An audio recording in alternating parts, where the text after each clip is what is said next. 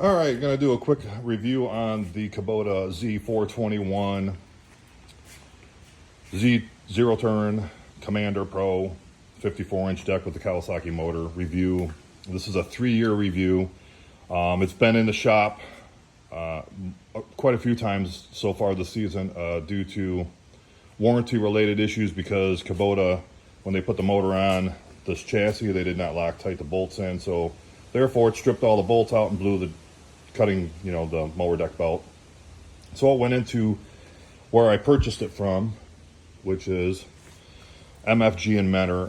It's called Middlefield Farm and Garden. They got another store out in Middlefield. Unfortunately, when they worked on it, they supposedly fixed the machine. I mean, the machine only had 90 hours on it, so there shouldn't have been any issues with it for it being a so-called residential commercial mower. It's only cutting an acre, and this is over 3 years, so don't forget, we're talking 90 hours over 3 years, so not very many hours on it. But like I said, they worked on it, put a new sump on there. I get the machine home, cut the grass, notice there's weird noises going on, vibration coming from the deck, weird noises in the back. Come to find out that all these nuts or bolts back here were missing the nuts underneath. So I called the dealership and talked to the manager there and told him that, hey, look, you're missing nuts on these bolts because when you guys worked on it, you didn't put it back together all the way. So that was the beginning of the issues that I've had. Okay, so they sent a mechanic out here. The mechanic comes out, puts nuts on all these bolts back here that were missing, the nuts on. Then I told him there's a vibration coming from underneath the deck. So he listens to it, totally agrees with me. Yep, there's definitely a vibration coming underneath the deck and a clanging noise. So comes down to it, basically finds out that there is not only a guard loose, but the pulley was bad, is what he was saying. So goes back to the shop, comes back out, fixes a loose guard that was not put back on. Okay, so just remember that. The machine was all apart. Fixed the guard. I told him, I said, hey, whenever I shut this PTO off, there's still a vibration on it. He's like, yeah, he goes, that's that pulley, so we'll have to get that pulley fixed. So I proceed to go out there and cut the grass, there's nothing we can do to it. I mean, the pulley's bad, cut the grass, it blows the mower deck belt again. And wait, it gets better. I mean, it blew the belt like you would not believe. I called them back. They come and get the machine. They take it back in. They can't figure out why it blew the belt. Well, then all of a sudden I get a phone call. Hey, you know something? Yeah. What? And they're like, well, there was a rock in the pulley. I'm like, okay. So there was a rock in the pulley. Yeah, well, that's not covered under warranty because there was a rock in the pulley. I'm like, oh, well. I said, I don't understand how that's my issue. I mean, the machine was in for service. To have the new deck put on, you would have thought that you would have caught the vibration like I told them to the mechanic originally. But that was the pulley was bad, don't forget, okay? So, no. But they shared the risk with me, and they only charged me, $54 for pickup and delivery. They dropped the machine back off. The mechanic comes over, the mechanic is the one that dropped it off. He's like, hey, check this out. We turned the machine on, shut the machine off. No vibration. Now, when I called, I told him I wanted that pulley replaced while I was in the shop if I was paying $54. I'm not going to mention his name, but he told me there's nothing wrong with the pulley. That pulley's in spec. I said, I don't care. I want it replaced anyways. So take note, the pulley was in spec. When the mechanic dropped it off, I don't even know if the pulley was ever changed, honestly, to tell you the truth, but we started up, and he's like, hey, check this out. There's no more vibration. I looked at him, and he looked at me, and I said, you know something? I bet you that rock was in there the whole time. He goes, I guarantee. He goes, probably. I'm pretty much guarantee it was probably in there. So what? I left it as it is. All right, whatever. $54. Okay. I go cut the grass. I'm in my front yard. I'm in the middle of an acre, so it's not that big of a yard. It's all smooth. I can kind of show you here. I go and cut the front yard, and it blows the drive belt. I'm telling you. It blows the drive belt. Not even a half hour after he left dropping it off, okay? Here it is again, this piece of junk. Boat anchor.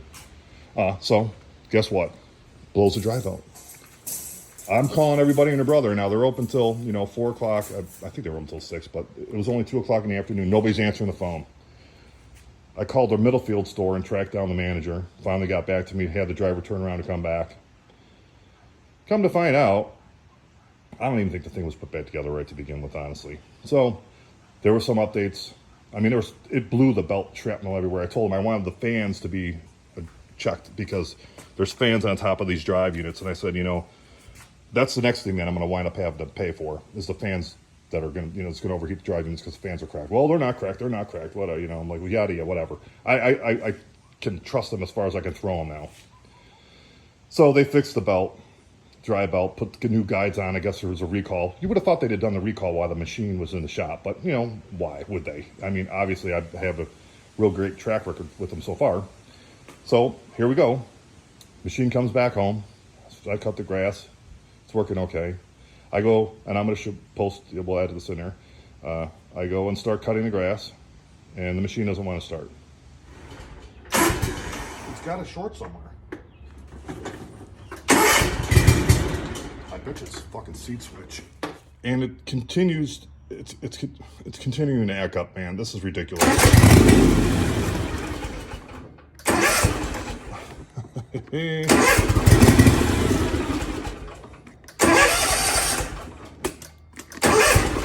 It's getting worse and worse now.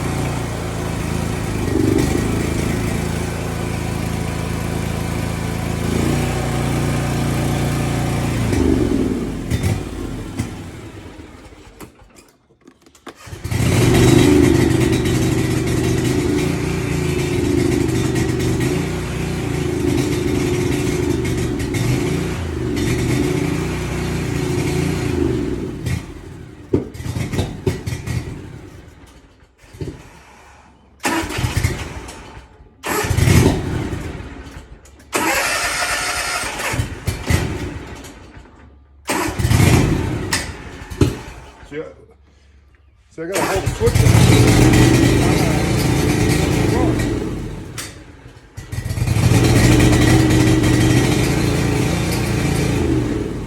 That ain't right. Okay, so you can kind of see. I can honestly say the owner actually came out here. All right, and what's funny is the owner came out here, tried to start the machine, flooded it, like you would not believe. All right. Finally got it to run, which is the same thing that I've been dealing with. But I'm telling you right now, it's not a fuel problem. It's an ignition problem. It's got to be something with the ignition or something that they did when they tore this motor off, okay? But needless to say, the owner came out here. And let me tell you something. I wouldn't trust this guy as far as I could throw him, okay? Because I did talk to him on the phone. And he told me, I said, what are we going to do about this machine? It's still not running right? He's like, well, you want me to send somebody out there to show you how to start it? I'm like, okay, whatever, big guy. You're really super intelligent. And I appreciate how you treat your customers to spend, $7,000, $8,000 on a machine and have it into your shop that's been worked on 5 times. And that's how you're going to talk to somebody like that, okay? Needless to say, the machine, because it still doesn't want to run right, you've seen in the video, this guy doesn't care about his customers. And let me tell you about Kubota, too. I called Kubota. I worked with a girl originally when this whole thing was going on because at first they couldn't figure out who was responsible for the strip sump. Who was responsible for that motor not being Loctited and those bolts being Loctited on there, and who was responsible for it? Well, the service director for Kubota doesn't talk to anybody. So let me just tell you guys that right now. Kubota, per their customer service center, they do not, their customer service reps or their service reps in the area do not talk to customers.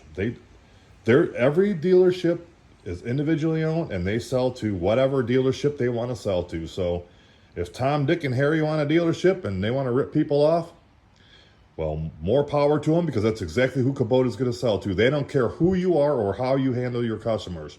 And if you can see right here on this name here, this company don't give a crap about America. And that's how I'm looking at it, because an American company would stand behind their product. Not only would an American company stand behind the product, but an owner that was from America would also stand behind the product. Needless to say, you can see that the machine still does not want to run. All right. So here I am. I talked to the owner. He insulted me by stating, I do not know what you want me to do. Well, how about this? How about this thing's been a lemon since day one? All right. I should have bought an X-Mark.